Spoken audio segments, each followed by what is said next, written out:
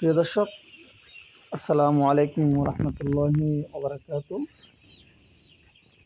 যারা আমার video regular দেখেন তাদেরকে অসংখ্য ধন্যবাদ। সবাই দোয়া করবেন আমাদের এই মুরগিগুলোর জন্য। এখানে বাচ্চা ছিল 1900 নাহারের বি বাচ্চা। অবশ্য আপনাদেরকে এর আগের ভিডিও দিচ্ছি।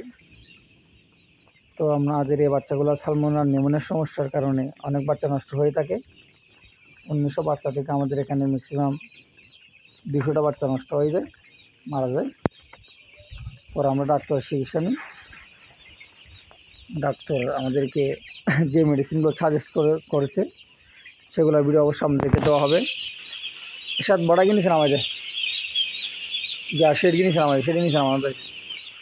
তো আজকে আপনাদেরকে এই ভিডিওতে জানানো হবে আমরা বাচ্চার নিউমোনিয়া শ্বাসটানের জন্য আর সালমনের জন্য আমরা কী মেডিসিন ব্যবহার করি, সেটা অবশ্যই সবাই আমার সাথে থাকেন।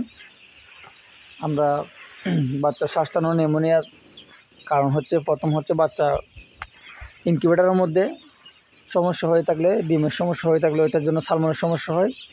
যেটা হচ্ছে বাচ্চার কুসুমটা শুকায় না, সেই জন্য বাচ্চার নাভি শুকাইতে লেট হয়, প্লাস বাচ্চা নষ্ট হয়ে যায়। তো সেই জন্য আমরা যে মেডিসিনগুলো ব্যবহার করবেন, আপনারা হচ্ছে ডক্সিবেট ব্যবহার করবেন 24 ঘন্টা একে 24 ঘন্টা ব্যবহার করবেন ডক্সিবেট। 1 লিটারে 1 ml করে দিবেন। আর নিউরেন দিবেন, নিউরেন 50 যেটা আছে রেনাটা কোম্পানির মেডিসিন, এটা খুব ভালো মেডিসিন। ওইটাতে অনেক রকম ভিটামিন থাকে, ওইটা ব্যবহার করবেন।